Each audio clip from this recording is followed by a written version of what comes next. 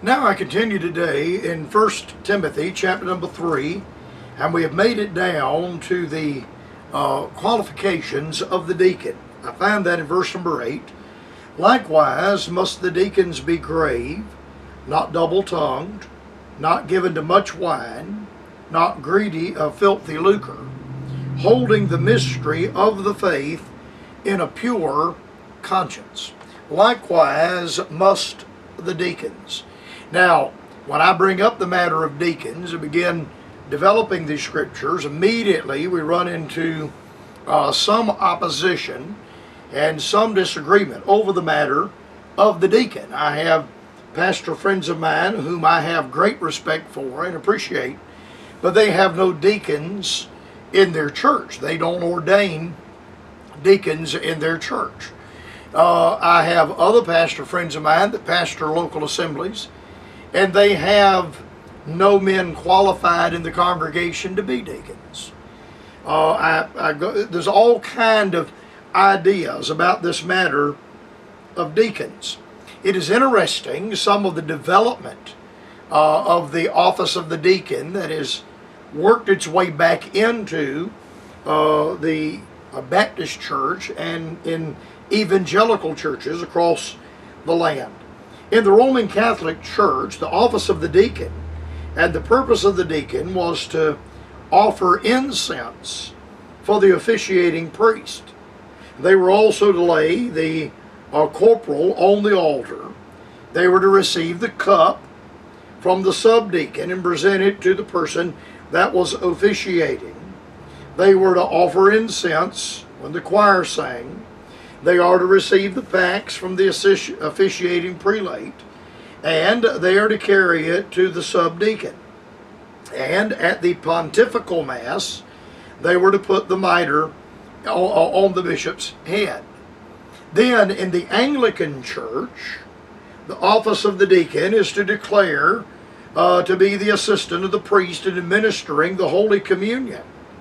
And their office in the Presbyterian and the independent churches is to distribute the bread and the fruit of the vine to the communicants. Now all of this is based on using Acts 6 as the selection of the first deacons. There, those 7 men, I don't find those 7 in the book of Acts chapter 6 to be deacons. I think they are exactly what the text says they are. They were chosen to wait on tables. But a development out of this choosing of the 7 to wait on tables, we have the idea that the deacons are to administer the elements of the Lord's table, the elements of the Lord's Supper, during the communion service. Dr. John Gill, I have great respect for Dr. Gill's writing. He's an English Baptist. I am a dispensationalist. Dr. Gill certainly is not a dispensationalist, but I still appreciate what he has to say. But he links the matter and the service of the deacon back to Acts chapter number 6. The office proceeds to give the qualifications, the apostle proceeds rather to give the qualifications, and so the rules for choosing another sort of officers in the church, deacons, whose work and business is not to preach the gospel and administer ordinances, but to take care of the secular affairs of the church, and particularly to serve tables, to provide bread and wine for the Lord's table, to attend to it, and to distribute the elements from the minister to the people, to collect for it, defray the charges of it, and divide what remains among the poor. And they are to take care of the minister's table, that he is provided for in a comfortable way, and to stir up the members to their duty in this respect, and to take care of the poor's table, and distribute what the church collects for them with simplicity and cheerfulness, and are to be helps to the pastor in observing the walk of members and in composing differences between them, in visiting the sick and poor, and in preparing matters for church meetings. Now, Dr. Gill identifies the office of the deacon, the area of the deacon, and comes back to the use of Acts chapter number 6 as a basis for the office of the deacon. Now, again, I do not disagree with Dr. Gill's assessment concerning the duties of the deacon, but again, I'm not able to start the deaconship in the 6th chapter of the book of Acts. Paul, the revelator of the New Testament church, is still a lost sinner and a member of the Sanhedrin court at this time. And the church at Jerusalem that we read about in Acts 2, 3, 4, 5, 6, and 7 is certainly not the New Testament church, the body, the mystery that we read about beginning in Acts chapter number 13 and later on. And of course, the church that is identified by Paul in the Pauline letters. Having said that, the matter of the deacon, the word deacon, diakonios, in the Greek language, is a minister or a servant. He is a minister or a servant.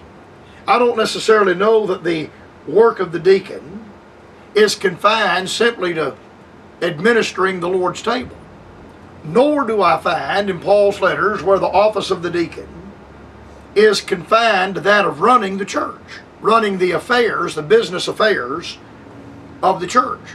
The pastor of the local assembly is the pastor of the choir. He's the pastor of the Sunday school. He is the pastor of the church services. He is the pastor of the senior citizens. He's the pastor of the shut-in. He is the pastor of everything that goes on. He's the pastor of the missions program.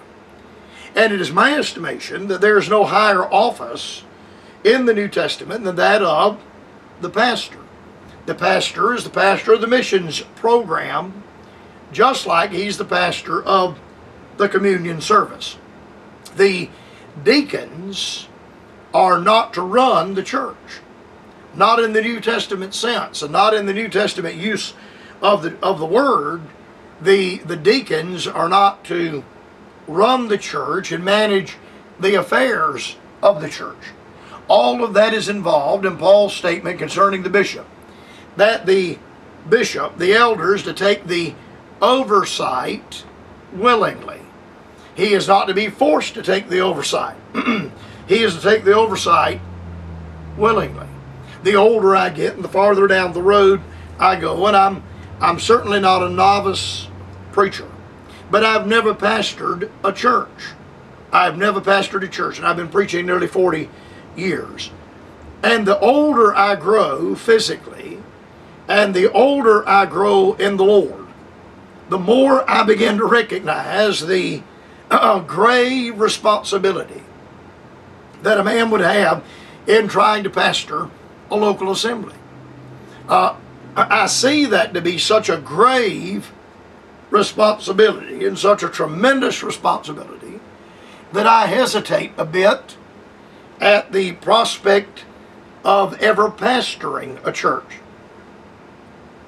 The responsibility of the pastor, if he is to execute his office and execute the pastorate, the office of the bishop, well, is a tremendous, full-time responsibility. There's no question that God has raised up the office of the deacon to be a relief to the pastor, to take some of the load off the pastor, to be a minister, a servant, if you please, is what the word minister means. A servant in this capacity of a deacon. Now, on occasion we hear words and terminology in the vernacular, and we say that church over there is a deacon-run church. Why do you think that one of North Carolina State University, their motto for their athletic department is Demon Deacons? Demon Deacons. That is a reputation that some deacons have taken to themselves. They try to run the church, and sometimes the demon deacons. I don't find that in Paul's letters at all. I do find that the office of the deacon can be a tremendous blessing and a tremendous source of help and encouragement to a pastor by being a source of relief and by being a source of assistance, not only in the administration of the Lord's table, but also in the great and vast work that is required in the local assembly. A tremendous amount of work required in the local assembly. Now, not every man in the local assembly is qualified to be a deacon, just as not every man that's called to preach or ordained to preach is qualified to be a bishop. I think it takes a distinct and a direct personality type. It takes a particular demeanor of a man to pastor a local church. I'm not entirely persuaded that I have the demeanor to pastor a local assembly. The older I get, I'm afraid that I would have less and less of a demeanor to pastor a local assembly. Having said that, not every man in our church that's the husband of one wife, a professing believer, is also qualified to serve in this matter of the deaconship. The first qualification that is laid out for the deacon is given in verse number 8. Likewise must the deacons be grave. Must the deacons be grave. Now that's an interesting use of terminology. They must be grave. Now how am I to understand this or develop this idea of being grave? Well, the word is defined. It has a reference to one's demeanor, to one's, I don't want to say personality, but to one's deportment. That's the word I'm trying to find. You remember that it is pointed out that the bishop is not to be a brawler, and he is not to be covetous, but he is to be sober. And the word sober, or sober-mindedness, would be similar to this concept of being grave. We have some men that have the reputation, whenever you look at them, they are very grave individuals.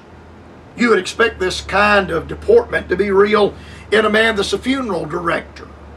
You wouldn't want the man, the funeral director, in your mother or dad's funeral, or if you're burying a child, you wouldn't want that funeral director to be lighthearted and frivolous and a jokester and always poking and making fun.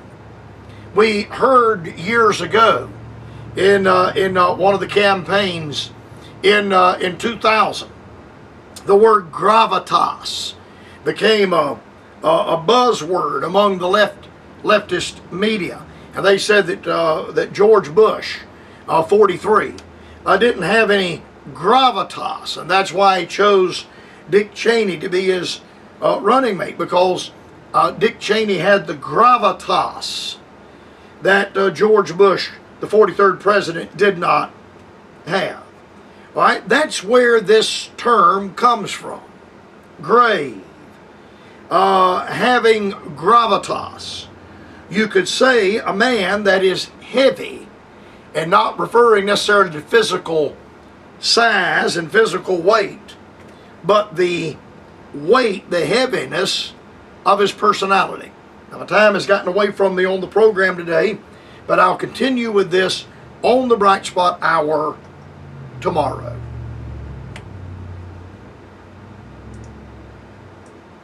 Write the Bright Spot Hour at Post Office Box 4, Greenville, South Carolina 29602.